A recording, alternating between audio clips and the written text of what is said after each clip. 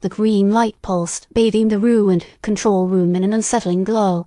Jessa tasted blood, a phantom sensation from when she slammed against the console. Her shoulder screamed with dislocation, a constant, grinding reminder of the fight. The comm panel remained stubbornly dark. She clawed at the interface, desperate for any flicker of connection to Kepler 186F. To anyone. Silence. Just the low hum of the monolith, physical manifestation of the creeping dread consuming new theme. "You're fighting, Jessa." Thorne's voice was the worst part. Not the content, but the tone. Gentle, serene, unnervingly calm for a man who had watched his colony fall silent. Release it. Embrace the clarity. She grit her teeth, focusing on the chipped paint on the control panel, on the smell of ozone and decay. Anything to block out Thorne's insidious voice.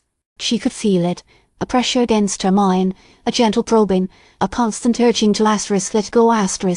Reyes stood across the room, a silhouette against the pulsing green light emanating from the monolith. He hadn't spoken. He hadn't reacted to Thorne's words or to her struggles.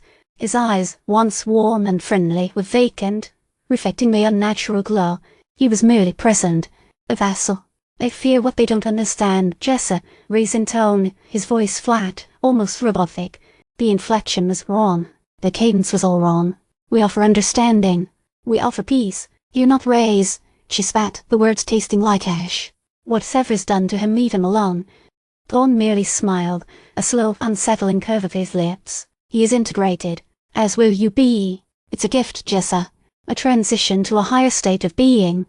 She slammed her hand against the comm panel, a futile gesture. The pressure against her mind intensified. Images flooded her consciousness of swirling nebulae, geometric patterns she couldn't comprehend, a profound sense of oneness. It was seductive, terrifying. Memories surfaced, fragments of conversations she's had with Silver about Thorne's initial skepticism about Kepler 186F's viability, Silver's warnings about the subtle undercurrents of unease, the uncanny stillness of the environment. She had dismissed them then, eager to prove her worth. Now, the weight of those dismissals crashed down on her. "It's beautiful, isn't it?" Thorne continued, his voice soft, almost hypnotic. "Imagine a world without conflict, without fear, a world connected, unified." She focused on her breathing, mimicking the rhythmic rise and fall of her chest. In, out, anchor herself to the physical, to the tangible. She thought of her sister, back on Mars, the small, vibrant splash of color in the Sarah-red landscape. She thought of the warmth of the Martian sun on her skin, the simple joy of a shared meal. The images flickered, the pressure intensified, but she held firm. The memories of her sister, her family, her life, they were her shield. "No," she whispered, the word a defiant spark in the suffocating darkness. "I choose my own path."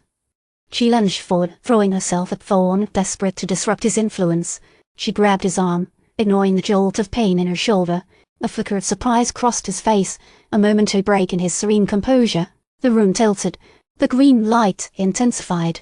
Reyes raised his hand, and Jessa felt a wave of energy wash over her, momentarily staggering her. She fought it back, digging deep into her reserves of strength and willpower. "You cannot resist forever, Jessa," Reyes said, his voice devoid of emotion. "Maybe not," she retorted, pushing herself to her feet. She knew she was losing ground. The pressure was relentless, the temptation overwhelming, but she had to buy time. Time for a rescue signal to reach TCDF Command. Time for someone, anyone, to break this insidious hold on New Eden. She focused on the emergency beacon, this small, unassuming device tucked away in a corner of the room. She lunged for it, fumbling with the activation sequence.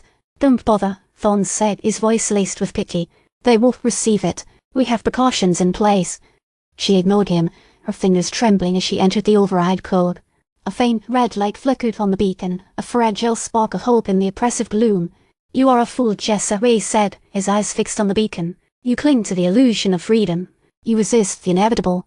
She didn't respond. She knew he was right on some level, but she couldn't surrender. Not yet. Suddenly, the beacon emitted a high-pitched whine, followed by bursts of static. The red light flickered and died. Thorne smiled, a triumphant curve of his lips. "As I said," he murmured. "Precautions." A blinding flash of light filled the room, followed by a deafening roar. The ground shook violently. Jessa felt a sharp pain in her head and a searing sensation in her shoulder. Then everything went black. When she opened her eyes, she was lying on the floor, her head throbbing, her shoulder screaming in protest. The room was silent, the green light extinguished. Thorne and Reyes were gone. She struggled to her feet, disoriented and weak. The emergency beacon was shattered, its components scattered across the floor. She looked out the viewport, expecting to see the familiar landscape of New Eden. Instead, she saw nothing. Just an endless expanse of blackness, punctuated by the faint glimmer of distant stars. She stumbled towards the viewport, her legs unsteady. As she peered out into the void, a single chilling realization dawned upon her. New Eden was gone. They had moved it, or rather something had moved it, and now she was adrift in the blackness, alone with no idea where she was or how to get back. The last thing she heard before the darkness swallowed her whole was a faint whisper carried on the vacuum of space. "Welcome home."